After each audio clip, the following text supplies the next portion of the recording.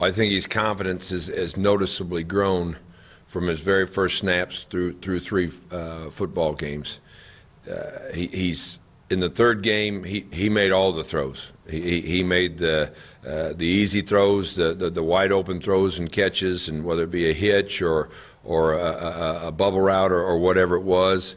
And then he made big throws against press coverage and deep balls down the field. So his confidence is growing.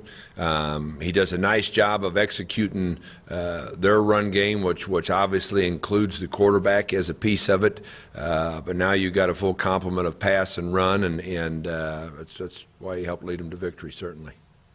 What were the points of emphasis for you, just kind of internally for your unit this week? Last week you're talking about fundamentals and improving upon our technique. I think there's a saying that goes, a team improves most from game one to game two. I don't think you're limited to that. I think early in the season you got a chance to make great strides and improvements every week, and especially when you're faced with an open week as early as we are, you get a chance to go back and focus on the fundamentals, and that's exactly what we did. We were not pleased with how we tackled, and so we spent time tackling as a full defensive unit on Wednesday and Thursday when we were dressed out in full pads. I was excited about how our guys came back to work yesterday, both in energy level and how they went out and executed. It looked like a team that was excited to get back to work.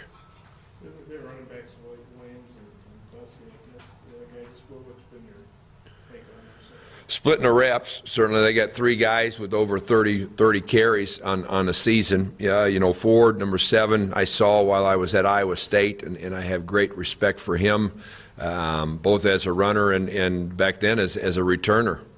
Was very effective in the return game. We've seen 5 and know how effective he can be, how very effective he can be. And Bussey now has 30-some carries as well on the season, and all are doing a nice job of carrying a football. Whether they go 2 backs or they rotate those backs in a 1-back situation, they're quality football players. Well, I think Christian Kirk is as good as there is in this league. And when we talk about postseason honors or preseason honors, he's always one of the first to roll off our tongue as far as offensive skill players, all purpose as well as receiver. He can run the ball. They can put him in the backfield and give it to him. They can run reverses with him. They can run a short passing game. They can run a deep passing game, and we know how big of a threat he is as a returner. So our guys, and certainly staff included, have a great amount of respect for him. What do you thought of this series? I know you've only been involved in the one game, but just playing it down there, and it's a tight game last year for a long while. Yeah, it was, and I think both teams would probably agree that it was not the cleanest football game played. And that's the first thing you got to improve on. You got to play a clean football game every week if you want to have the best opportunity to win a football game, and that will be one of our goals as we go back down for this rivalry. I've had a chance to play him when I was at Pitt. I've had a chance to play him when I was at Iowa State, and now here. I think Texas A&M was one of the great storied programs in college football, and playing in College Station, lends itself to that as well. The fact that we're playing in a neutral site, which we did against Kansas State, played them at Arrowhead Stadium, I think it's a neat idea and a neat game for the fans and for both teams when you split it down the middle. And that atmosphere last year was as good as I've been around. I mean, it was a lot of fun to play that football game, and I know our guys look forward to this trip. I think you and Vern both said in the preseason that Dre missed so many practice reps. Mm-hmm. Still, as good as he was still kind of learning how to play linebacker. Now that he's had a little more practice time, where do you think he is in that evolution? I don't think he's reaching up and scratching the ceiling yet. I really don't. I think he's still learning. I think Dre's still learning linebacker as much as he is linebacker in a 3-4.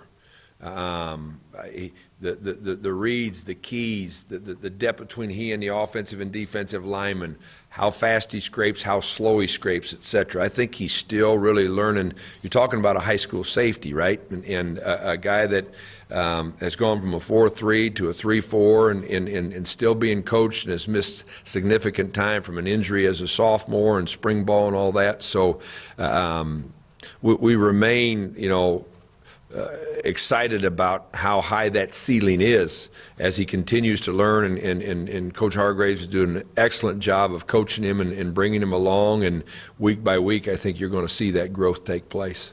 You mentioned a lot of TCU success on third downs when they were in third and short.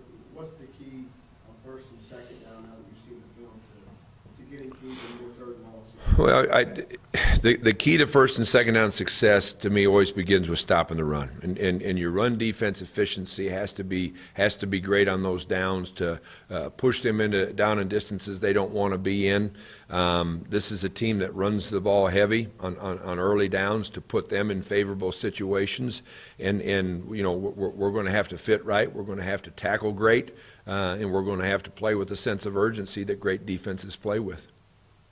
What's your take on A&M's offensive line? I think they're extremely well coached, and I think we know they've juggled people at different positions, and whether it's moving a center or guards and tackles, I think this offensive line is extremely well coached, and I know that by how well they blocked us last year and picked us up. We tried to move, and they very calmly and confidently adjusted to what we were doing scheme wise and blocked the heck out of us, and we count on them playing tremendously well Saturday morning.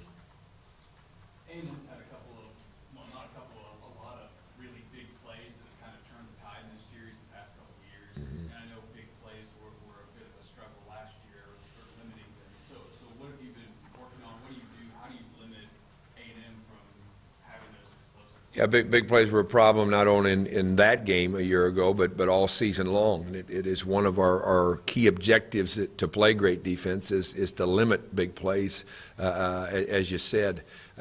The first thing is starts from the back forward is you got to control the upfield shoulder. If I'm a defensive back responsible for deep coverage, be it a third, a quarters, a loose man coverage, I better remain on the upfield shoulder of that receiver as he treks his way down the field towards our goal line. If I'm in man coverage, I got to compete. I think the phrase 50-50 ball has grown in its use. You got to win more of those balls than you lose in those situations. Moving up front, it goes to taking care of your gaps and taking care of your run fit responsibilities. You can have a big play giving up in the A gap. If you're not there to fit it or you don't tackle it well, just as easy as you can on a post play.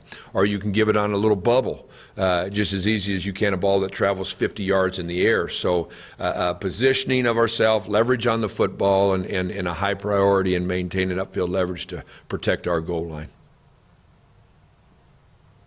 Any more questions for Coach?